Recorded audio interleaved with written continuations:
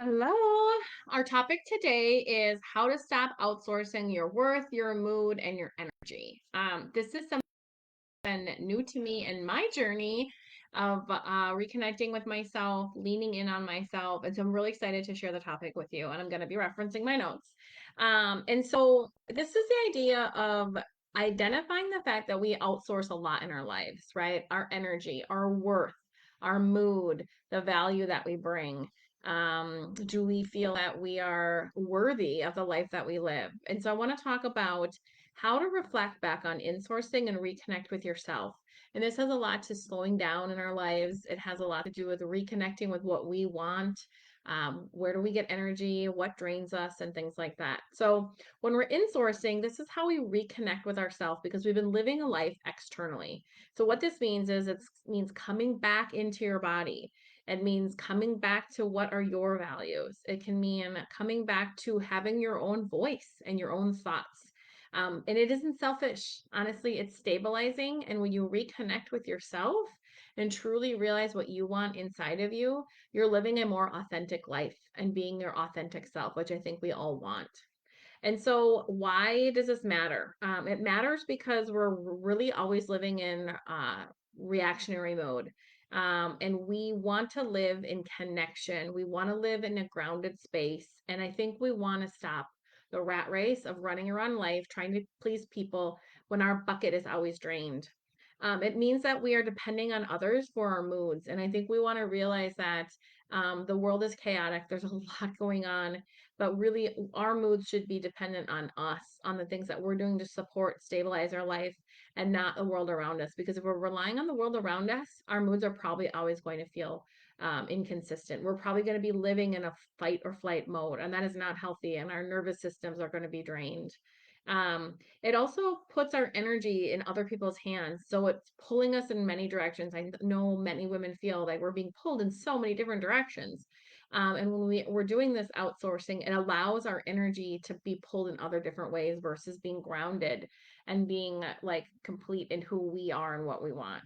So insourcing steadies us and it gives us a place to return to because life is noisy, because life is busy. How do we find that steady for ourselves? So let's talk about different ways that we can insource our mood, our energy, and ultimately our worth. Journaling is a great one because it works in self connection and I know I'll self admit, I was not a person who was a journaler. I've really leaned into it, and I really find the calm in it. It actually helps me intentionally think about how do I want to feel for the day, what are the thoughts I want to think, and so having a practice that allows us to hear ourselves is so important. So here's some things that you can ask yourself when you're journaling. What am I feeling right now without filtering it? Just right. What am I feeling? Right. And I'm a person who would tell you, I feel actually pretty good most of the time. But I've been exploring these pieces and times where I feel maybe not 100% good. There's something that's feeling off. And what is it and why? And by slowing down to actually explore those more, am more aware of what's going on around me, but I'm also able to solve for it more.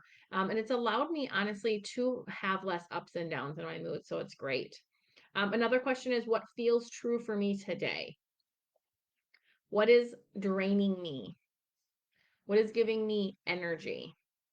So it just has to be a couple minutes. It's really slowing down to listen to yourself. It's grounding. And it really teaches us to go back to trusting ourselves and our body and not always the world around us and everything that's running around us.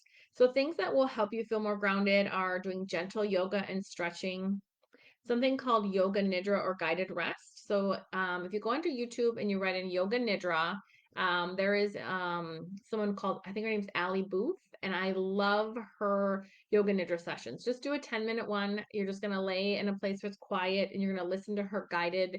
It's really like a guided meditation, but I feel like it's a massage for my brain and my body because she's walking you through, your eyes are closed and you're physically walking through thinking about different body parts. And what you're doing is it's a nervous system exercise. And when I lost my job in May, started working a lot on my nervous system. And our nervous system goal is to make us feel safe. But sometimes what it thinks it's doing to make us feel safe is putting us in fight or flight. And so there's a lot of times I've had to tell myself, put my hand on my heart, and I say, I am safe, right? Yep, I'm building a business. Yes, I'm doing something different, but I am actually safe. But it takes me having to tell my body that and reconnecting my body with my mind, slowing down in that moment. So those are things that you can do to really slow down and reconnect.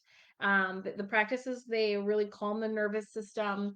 They're in times of intentional quiet or silence. And I'll be honest with you, they're uncomfortable because we're not used to them, right? We're used to the go, go, go, the move, move, move, the run, run, run. And it's going to take some intentionality, but what you're going to do is you're going to feel like you're reconnected with yourself. I think you'll find more joy in your day to day, and you'll really get to know who you are. So what I want to encourage you to do is to sit without needing any input, or even a plan.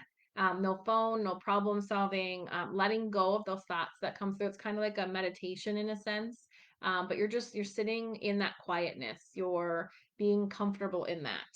And what this does is it really allows us to tolerate being with ourselves, be comfortable with ourselves. Because I think that's a little bit of the outsourcing is we're not fully comfortable with ourselves.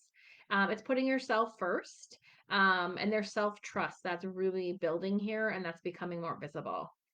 So these can mean taking breaks without earning it. It's okay to sit and read a book and just be ourselves, saying no without feeling like we have to explain it. It's really uncomfortable.